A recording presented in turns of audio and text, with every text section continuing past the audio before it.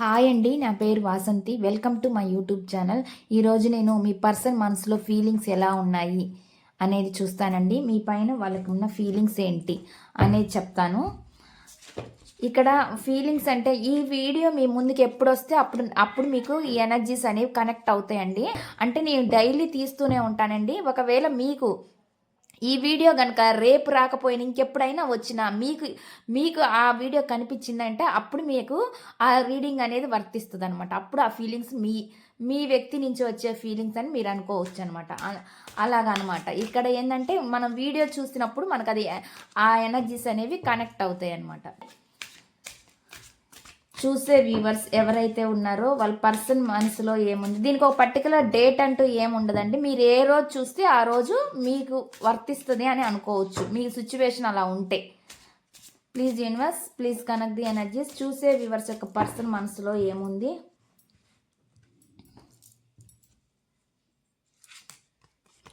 ఇక్కడ నేను వచ్చి గిల్టీ అని వస్తుందండి. చూద్దాము. I feel pain from the damage I have caused అని చెప్పి చెప్తున్నారు అనమాట. అంటే ఏం చెప్తున్నారంటే అండి, మీ పర్సన్ వాళ్ళు చేసిన నష్టానికి వాళ్ళకి చాలా బాధగా ఉందంట. మీకు ఏమైతే నష్టం చేశారో వాళ్ళు, మీకు ఏదైతే బాధను కలిగించారో దానికి వీళ్ళు బాధపడుతున్నాను అని చెప్తున్నారు. అంటే గిల్టీగా ఫీల్ అవుతున్నారంట వాళ్ళు చేసింది. అంటే వాళ్ళ తప్పు వాళ్ళకి అర్థమవుతుంది అనమాట. ఆ విధంగా మెసేజ్ అనేది ఇక్కడ వస్తుంది. నెక్స్ట్ చూద్దాము. నెక్స్ట్ మెసేజ్ ఏమొస్తుంది అనేది. సోల్ టై అని వస్తుందండి.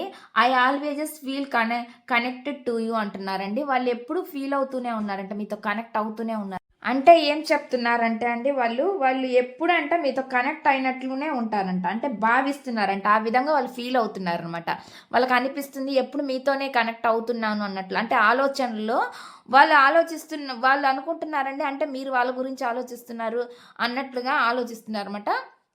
అప్పుడు ఎనర్జీస్ అనేవి కనెక్ట్ అవుతున్నాయి అన్నట్టు ఫీల్ అవుతున్నారు అనమాట. అది పాజిటివేనండి, నెగిటివ్ కాదనమాట. నెక్స్ట్ చూద్దామండి. డిటాచ్మెంట్ అని వస్తుంది. I had to let this go so I could clear my mind అని చెప్పి చెప్తున్నారు. అంటే ఏం చెప్తున్నారంటే అంటే మీ పర్సన్ వాళ్ళు ఏమంటున్నారు అంటే, నా మనసును ప్రశాంతంగా ఉంచుకోవడం కోసంగా నేను ఈ విషయాన్ని వదిలేసి వచ్చింది. అంటే మైండ్కి ఎక్కువగా పట్టించుకోలేదనమాట. అది ఈ సిచ్యువేషన్స్ అవ్వచ్చండి, లేకపోతే మీతో ఉన్న అటాచ్మెంట్ అవ్వచ్చు, ప్రేమ అవ్వచ్చు, ఏదైనా సరే అనమాట. దాన్ని వాళ్ళు మైండ్ నుంచి అంటే వాళ్ళ మనసుని అంటే పట్టించుకుంటే ఎక్కువ బాధ అనేది ఉంటుంది. అందుకని వాళ్ళు దాన్ని కొంచెం డిటాచ్ అవ్వాలని చూస్తున్నారు అనమాట. వాళ్ళ మైండ్ని వాళ్ళు కొంచెం క్లియర్గా ఉంచుకోవడానికి చూస్తున్నారు అన్నట్లు కనిపిస్తుంది అనమాట.